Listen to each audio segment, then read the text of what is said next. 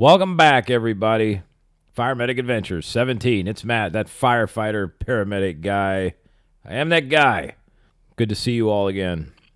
Well, I thought since I have some time before having to go back to work again tonight, I would sit down with you all and let's break something else down, shall we? I think this is important. I was thinking about this earlier today before I was getting off of work, actually. You know, I've broken down everything that I think could have possibly happened here. But the one thing I haven't talked about is probably one of the most glaring items out there, and that is the condition this young man had in which he decided to get on this roller coaster, and then we all know what happened. And the condition is spinal cord atrophy. What is it? Well, that's why I'm here today. We're going to break down spinal cord atrophy. And I have a couple really good pictures that I found. I had to scour the interwebs for this. And I found some really good explanations on what this is and how, one, it further supports my argument and my theory as to what may have led to this horrible accident. And what have we been hearing for the last week now, a little over a week now, and that it's been insulting or offensive to blame Kevin's death on his disability. Well, I think after I'm done with this one, folks, it's going to give you all something a little bit more to think about. Because, you know, I sat and I listened to a little bit more of that press conference on my way home this morning. And one, it's infuriating to listen to. I will tell you, God, I tell you, man, I always try to keep a level head. I really do. But this guy, the way he gets everybody's emotions riled up. And the thing is, I gotta fall back on my fire training and everything else, and my medic stuff that I do so well. You gotta bring it down a notch. If you go start firing off because you get all emotional about it, then you're just playing into that bull crap that he's trying to spew. And but he does it so well, and that's why he gets involved in these cases. You know, this should really be a lesson in human psychology and how he gets people riled up. But the one thing I do want to say real quick before we get into the spinal atrophy thing is I think you all are going to really, really get something out of this. This is pretty interesting. And how it's going to make the case really, really hard on these attorneys, Crump and the other guy. You know, I don't know how many attorneys you need for one case, but apparently they got an army of lawyers, kind of like Mr. Burns on The Simpsons. But like I said, before we get into that, I want to talk about real quick, one of the other claims that was made during that press conference is they keep talking about these other people. These other people came forward, and according to the press conference they had yesterday, that there was this other woman that also said she passed out on the ride. Her head whipped around. She lost consciousness. Her son or daughter or whoever was with her got to see her getting whipped around and everything like that, and that, you know, she was wheelchaired to health services, took an ambulance ride, on and on and on. And apparently throughout that process, as she was claiming to the workers at Epic Universe that Stardust Racers is a death trap, that thing's going to get somebody seriously injured or killed one of these days. Once again, like I said yesterday, it's amazing we don't hear this till now when this incident happened. And I can almost promise you that had this incident never happened, had he been prevented somehow from getting on this ride, none of this would have been coming forward. This would have just been a regular day, just like any other day. But because this is such a big deal now, these people are coming forward, and and then he's up there going, well, why didn't Epic Universe and Universal Studios step forward and do something about this? All right, let's talk about that real quick. From myself that works in a theme park as a medic, deal with all kinds of things day in and day out. Imagine you come upon a guest pointing at a roller coaster. Let's just say I'm at SeaWorld and I'm walking around the park doing my rounds, talking with guests, that kind of thing, and I see somebody pointing at the Manta roller coaster and just going, that ride's going to seriously injure or kill somebody one day. I'm going to walk past them and go, you want to talk about it? I mean, okay, or let's just bring it a step further. But let's just say even that I went out there and let's say somebody had a medical situation happen on a ride, that they got dizzy, they got nauseous, whatever, and I had to go out there. And as I'm wheeling them back, they say the same thing. That ride's going to seriously injure or kill somebody. And let's say they're referring to Manta at SeaWorld. And I'm like, okay, tell me about it. Now, you got to remember, this is one person against millions upon millions of people that walk through those gates every day. So if one person's running around saying that, so let's just say I take that into consideration. I go into SeaWorld corporate next door and I say, hey, I had this guest the other day that I treated that didn't feel good on the Manta roller coaster, and they were just swearing up and down that ride's going to seriously injure or kill somebody one day. I mean, what do you think they're going to say to me? They're going to be like, oh, thanks. Cool, man. As you were. I mean, what are they going to do? Run out there and go, let's just shut this entire thing down, and we won't reopen it until a thorough investigation is done. All based on one person's complaint. You know, again, it's interesting how all these complaints are coming forward and how they've all sit there and said, well, you know, we've told them over and over again, and I tried telling them that this ride was terrible. Really? You did, huh? Well, where's the articles? Where's the write-ups? I haven't seen anything except for now. Oh, yes, that's right. There's a big case going on. Which then that reminds me of a clip from The Simpsons. Let's watch that for a second. Oh, good. My laundry is done. Right. That's what this is turning into. Everybody's laundry is finished, and they're just getting their laundry back. That's what this is. And so, yeah, you got all these people running around now saying that this ride was unsafe from the beginning and so on and so forth, and that something should be done to prevent people from passing out, because they're saying that the launches are where people were passing out at. Folks, let me tell you something. And this is coming from somebody that works at an ER and also in the theme parks. I know I keep mentioning that, but, you know, somebody might be watching this for the first time and might not know. Do you have any idea how many people on a weekly basis get brought into the emergency room that passed out on Guardians of the Galaxy Cosmic Rewind? The number is staggering. Pass out, nausea, vomiting, headache, vertigo. This is usually the four symptoms. And that person is spun up every single time. Throwing up, they're just miserable. But, B-U-T-T, big but, when I go through my patient interview, when they first arrive, when the ambulance brings them in, I have two questions that I ask almost all the time. This is before the doctor gets to them. Do you have a previous history of vertigo or any type of inner ear conditions? And do you take blood pressure medicine? 99.9998% of the time, you know what the answer to both of those is? Yes and yes. Folks, there is nothing that any of these theme parks can do that can prevent people from passing out on a roller coaster. Even if it's a traditional chain lift, and then you go through the rest of the course. Matt, the firefighter medic sitting here talking to you, came this freaking close to passing out on the Tennessee tornado at freaking Dollywood about 12 years ago. So those that have ridden it, you know how you come up the lift hill, which is really cool because you come up the side of the mountain and you go over the top. It's like you go down a little hill and you're on top of a ledge of a mountain, and you go around a corner and then you go down the mountain through a tunnel.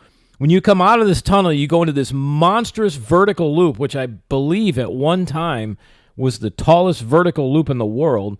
So you go through that, and then you come out of that loop, and you go into this sharp overbank turn, and then right after that turn, you go into this.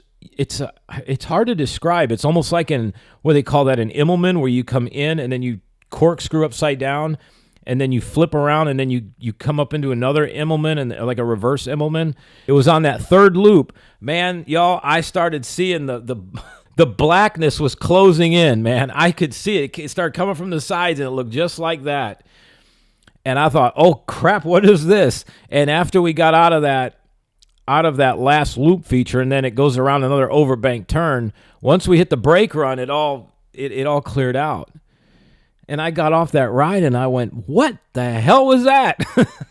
And then it dawned on me. I was like, oh, yeah, I almost passed out. So Should I have run around like a maniac at Dollywood going, the Tennessee tornado's going to seriously injure or kill somebody one of these days? They'd have probably been like, okay, Mr. Jackass, come with me. All right, put your hands behind your back. All right, that's a good boy. That's a good boy. We're gonna walk you right out here. All right, now we're outside of the park. All right, now run along, fella. Go ahead. You have a good day. Don't ever come back here again. Like, what are they gonna do? You know what I mean? Like, folks, you can't. Anytime somebody makes a claim, you can't just go and act on it. I mean, you could obviously get it to somebody, but you got to think about, well, like The Rock would say, the millions and millions of people that ride these roller coasters every day around the world. And I could promise you, if you could have a tally of how many people pass out every day on a roller coaster at some point, the number would boggle your mind. So if we want to stop people from passing out on roller coasters, then one, we need to stop building roller coasters. That's it for that. And like I said the other day, we'll just have theme parks full of Instagram walls. That'll be it. And then it'll be padded walkways and no fun anywhere. There's your experience.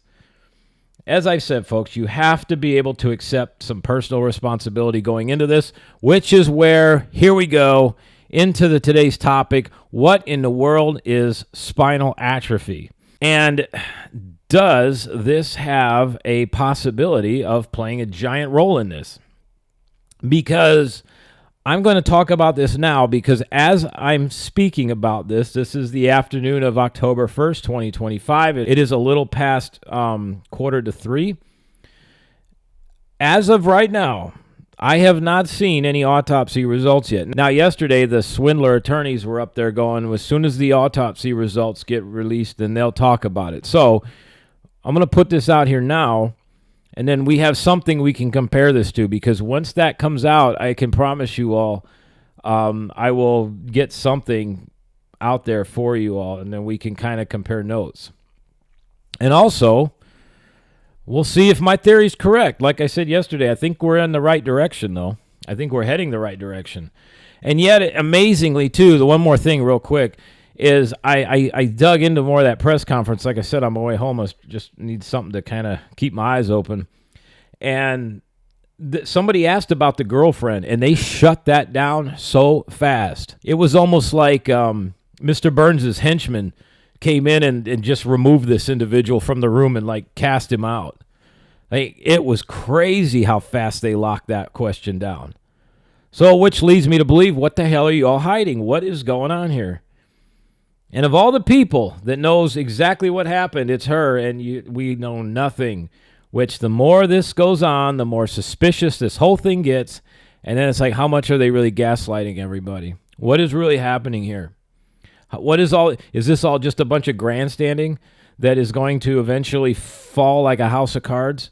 You know, yesterday, Benjamin Crump was up there at the podium going, it's offensive and insulting to not only Kevin, but disabled people worldwide to say that Kevin's disability caused his death.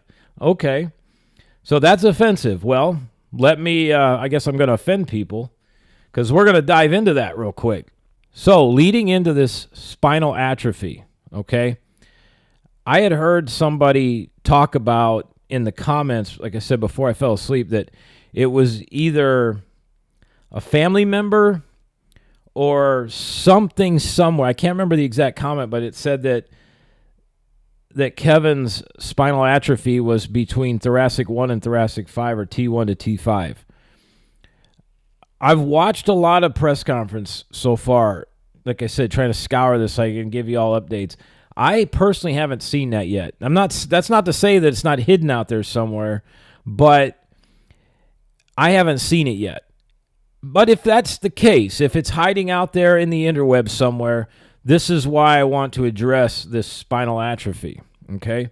And also how this plays a big deal into all of this. So, the other thing Crump said yesterday was, we have our whole legal team and our team of experts assembled, and we're going through all the information with Universal. And I'm thinking, well, my phone hasn't rang yet. You don't want my opinion. They'd be like, get that guy out of here. Who let him in here? That's not how this is supposed to go. So we're going to get into this spinal atrophy and how this plays a big part in what's going on with this case, okay?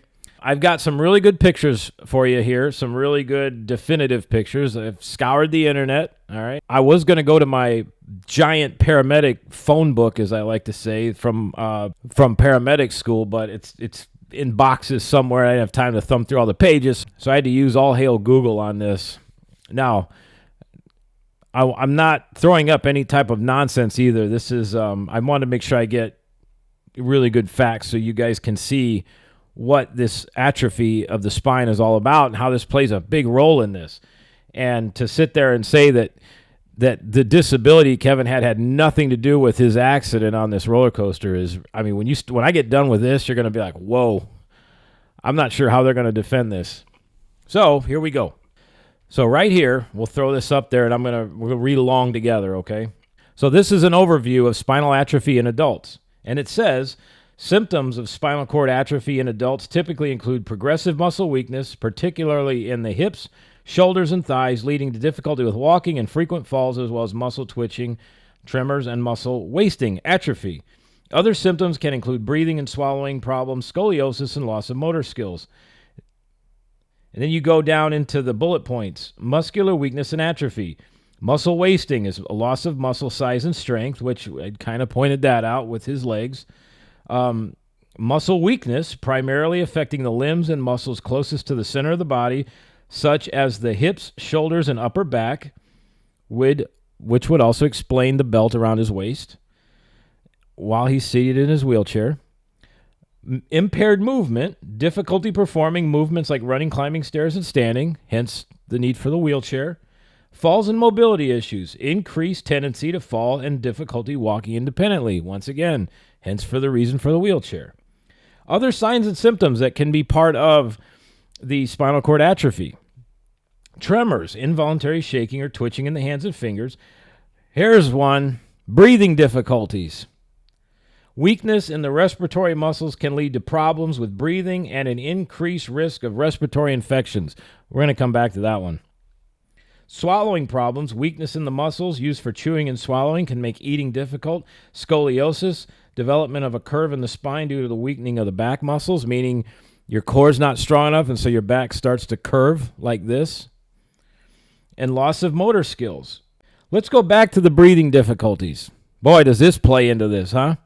So while I talk about the breathing difficulties, I want to put another picture up here for you. This is a picture of the entire spine, all right, and all the sections. So right here, cervical, thoracic, lumbar, and sacral, okay? As you can see, during all the colors.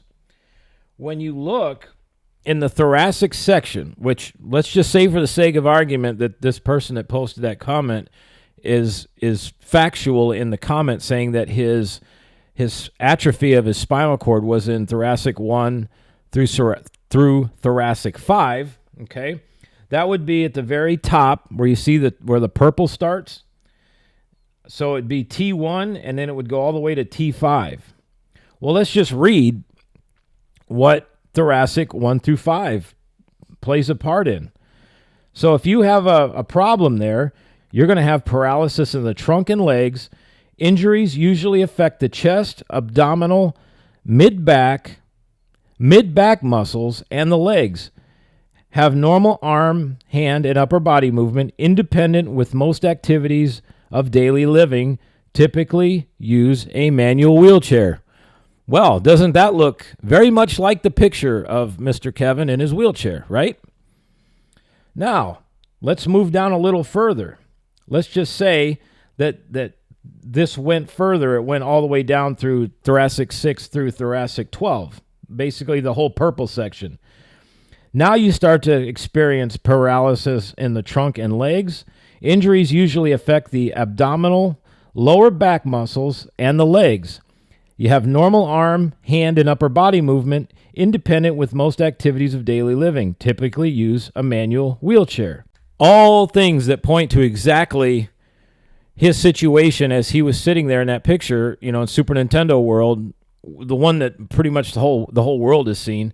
those descriptions of the thoracic spinal injuries with the atrophy fall congruently with everything you see in that picture. You have the waist belt to hold him up. You know, he's in a manual wheelchair, so that's indicating he does have some upper body strength and could possibly have a weakening of the core and weakening of the legs. Now, the other thing I want to talk about, too, the breathing, right? So when you get, I'm going to leave this up here. When you get right around to thoracic 4 and 5, okay, that's up in this area. That's your diaphragm, okay? Depending on the severity of the problem in that area, that can cause problems with your breathing, meaning the signals aren't registering quite right. You have a disruption in the signals, can cause serious problems with breathing. Now, picture this. He's on this roller coaster with 2 launches, both that launch you from whatever speed you're going to roughly 62 miles an hour. And if that atrophy is in his thoracic 1 through thoracic 5, his diaphragm region is most likely impacted. So now take everything that we talked about in the other videos leading up to this, take that into consideration. Now you have a damage in the spinal column that affects your diaphragm movement. Let's just say his weight again. Let's just use 300 pounds. Take the force of gravity, the G forces, which is Stardust RACERS is 4.2 Gs. 4 times 300 is 1,200 pounds pushing back on him when he has an injury of the spine that most definitely can affect his breathing. So now you have a force being applied to him at 4.5 times his body weight. He's got damage in his spinal column from spinal atrophy that's been clearly said, okay?